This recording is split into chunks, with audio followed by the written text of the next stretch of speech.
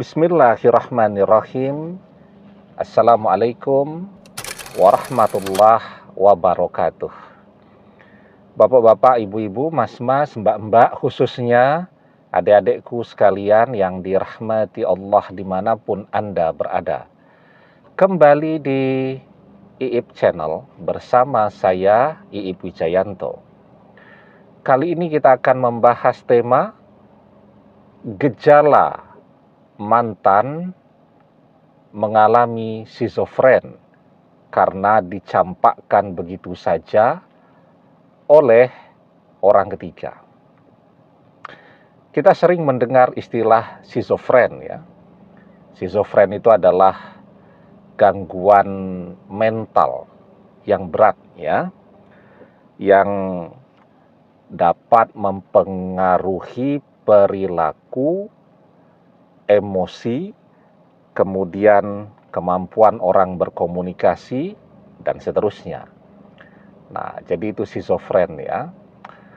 Dan meskipun schizofren itu belum diketahui penyebabnya secara jelas ya, tetapi para ahli meyakini kombinasi faktor genetik, kemudian lingkungan, termasuk juga trauma, itu bisa menyebabkan orang mengalami schizofren ya.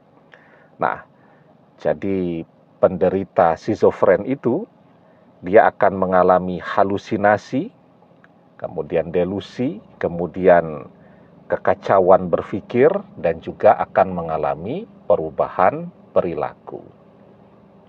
Kan bisa saja tuh, ketika bersama kita dulu, mantan terlihat baik-baik saja, oke-oke saja.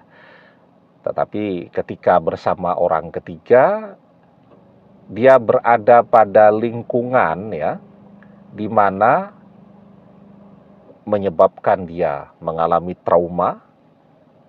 Kan banyak tuh orang yang mengalami trauma tapi tidak sampai schizofren ya. Misal menjalani perceraian yang keras ya.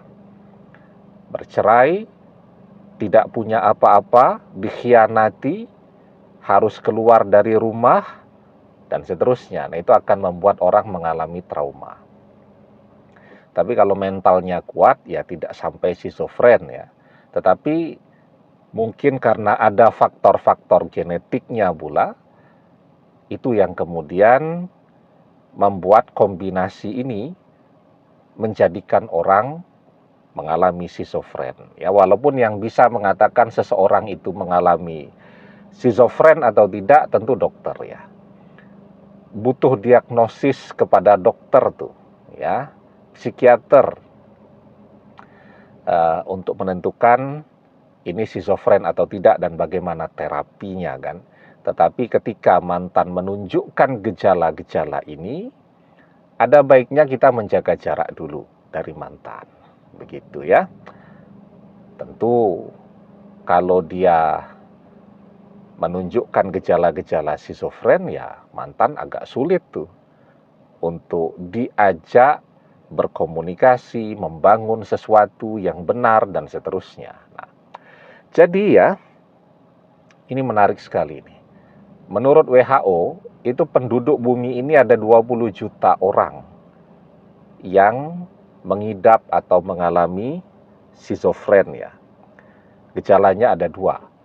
Yang pertama itu gejala positif yang ditandai dengan perubahan persepsi berperilaku tidak wajar. Nah, jadi kita melihat ada perubahan pada diri mantan, dan sekarang mantan sering berperilaku yang tidak wajar, yang tercermin dari cara dia bertutur kata, cara dia bersikap, dan seterusnya, dan seterusnya. Kemudian ada pula gejala negatif ya. Nah, kalau gejala negatif ini cukup banyak ya. Di antaranya dia tidak mampu untuk bersosialisasi dengan orang lain ya. Kemudian ada gejala-gejala awal yang bisa kita lihat. Yang pertama tuh, depresi dan mudah marah. Nah, jadi kadang orang menjalani perpisahan itu bisa sampai depresi. Semua orang kena marah. Ya, postingan yang membahas misal tentang mantan, pasti komennya marah-marah dan seterusnya. Nah, itu orang yang mungkin saat ini karena harapannya sangat besar ya, cinta yang sangat besar, tetapi kemudian dia dicampakkan begitu saja oleh orang yang ia cintai. Nah, itu membuat dia menjadi depresi, kemudian mengalami perubahan perilaku, yang perilaku itu ditunjukkan tadi. Ya, depresi itu membuat dia begitu mudah marah. Ketemu siapa saja marah.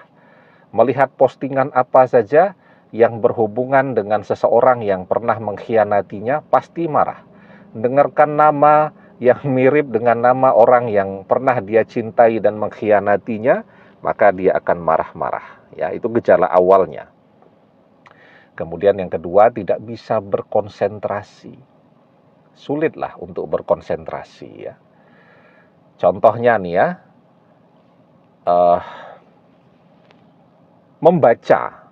Kan baca itu butuh konsentrasi. Sudah membaca terus setengah jam, apa yang dibaca ini? Tidak tahu dia apa yang dia baca. Ya, apa jalan ceritanya dari buku yang dia baca tadi, dia tidak tahu. Atau misal ketika dia bicara dengan orang, tidak nyambung, karena dia tidak bisa konsentrasi kepada pembicaraan tadi. Atau ketika dia berdoa, dia tidak bisa konsentrasi. Kemana-mana tuh doanya. Nah, itu gejala yang kedua ya. Kemudian yang ketiga, dia sulit untuk menyelesaikan tugas-tugasnya. Kalau dia masih sekolah, masih kuliah, diberikan tugas, diberikan PR, tugas praktikum, dan seterusnya, ya tidak bisa dia kerjakan. Ya, kalau dia bekerja juga begitu. Diberikan pekerjaan, tidak ada yang bisa dia kerjakan. Ya, tidak bisa berkonsentrasi, melamun terus, dan dia tidak bisa menyelesaikan tugas-tugasnya. Nah, dia juga tidak mampu nih yang keempat, bersosialisasi dengan orang. Ngobrol begitu, kumpul-kumpul dengan teman itu. Dan dia cenderung memilih untuk mengucilkan diri, menyendiri. Ya. Nah, kemudian selanjutnya nih, terjadi perubahan pada penampilannya. Kalau biasanya kita mengenal mantan itu adalah orang yang sangat perfect, sangat memperhatikan penampilannya. Kalau pakai baju biru, celananya biru. Kalau wanita baju biru, roknya biru, sepatunya biru, pakai tas biru, dan seterusnya. Nah, itu sangat perfect tuh, memperhatikan penampilan. Sekarang penampilannya terlihat begitu semrawut, kacau balau, tidak terurus, dan tidak terawat. Padahal kita dulu mengenali betul mantan itu seperti apa, dan sekarang perubahannya sangat kelihatan pada cara mantan menampilkan dirinya. Nah, kemudian tentu ada perubahan lain, tapi kita cuma bisa melihat tanda-tandanya. Perubahan pola tidur misalkan. Apakah siklusnya atau jadi tidak bisa tidur. Nah, kalau tidak bisa tidur, kita bisa melihat tandanya ya. Jadi orang yang kurang istirahat, kurang tidur, terlihat sangat capek, kantong matanya menghitam ya. Kalau perubahan siklus biologis tidurnya, jadi malam tidak bisa tidur, kemudian siang jadi tidur terus, kan akan membuat orang menjadi kontraproduktif, tidak bisa berangkat bekerja, dan seterusnya ya. Nah, kemudian dia juga akan menunjukkan respons emosi yang aneh. Ya, jadi ekspresi wajahnya itu tidak sesuai, tidak cocok ya. Jadi ketika orang sedang bercerita tentang sesuatu yang mengharukan, dia malah ketawa. Ya, ketika orang sedang tertawa, dia malah nangis. Nah, itu. Kemudian dia juga kehilangan minatnya untuk beraktivitas seperti biasanya. Tadi, dia memilih untuk mengucilkan diri, mengasingkan diri, berdiam diri di rumah, dan seterusnya. Nah, kalau mantan menunjukkan gejala-gejala ini ya, ketika dia dicampakkan begitu saja oleh orang ketiga yang mungkin ya memberikan trauma yang luar biasa pada diri dia. Ya tentu untuk mengatakan skizofren yang boleh mengatakan itu adalah dokter melalui diagnosis secara medis ya. Tapi kalau kita melihat gejala-gejala ini memang ada baiknya kita tidak menambah beban dia dulu. Jadi tidak usah ngejar-ngejar dia dulu untuk kembali kepada kita. Apa yang bisa kita lakukan? Karena kita menyayangi dia ya kita mendoakan yang terbaik untuk dia ya. Dan semoga apa yang mantan jalani bersama orang ketiga itu bisa menjadi pengalaman berharga di kemudian hari untuk dia ya. Untuk belajar setia, belajar bersyukur ya, dan seterusnya. Karena apapun yang terjadi pada hidup manusia, kalau dia tidak pandai bersyukur, itu adalah azab. Kita pernah membahas ya, yang namanya azab di dunia itu bisa macam-macam. Bisa bangkrut atau kehilangan pekerjaan, ya bisa dijauhi semua orang, bisa kehilangan popularitasnya, termasuk juga bisa mengalami gangguan mental, ya, atau mengalami penyakit jiwa tadi. Nah, itu juga adalah azab dunia. Kenapa itu terjadi? Karena orang tidak pandai bersyukur. Mantan sudah bagus-bagus tuh bersama kita, tapi tetap saja ngejar-ngejar orang ketiga karena pengen lebih kaya, karena melihat orang ketiga lebih cantik, lebih muda, dan seterusnya. Nggak taunya malah dicampakkan oleh orang ketiga begitu saja, dan itu membuat dia mungkin mengalami depresi, ya, atau mengalami delusi. Nah itu, delusi itu adalah ketika orang tidak bisa membedakan antara realita dan imajinasinya. Jadi dia masih menganggap orang ketiga itu mencintai dia. Dia masih menganggap orang ketiga itu sangat menginginkan dia. Padahal orang ketiga sudah tidak peduli dengan dia. Dia masih terus tuh berusaha misalkan untuk mengejar-ngejar orang ketiga. Nah, kalau itu namanya delusi. Dia tidak bisa membedakan mana yang realita, mana yang khayalan, mana yang realita, mana yang imajinasinya tadi. Nah, kalau orang tidak pandai bersyukur, ya salah satu dari azab dunia tadi akan muncul gangguan mental pada diri seseorang. Ya.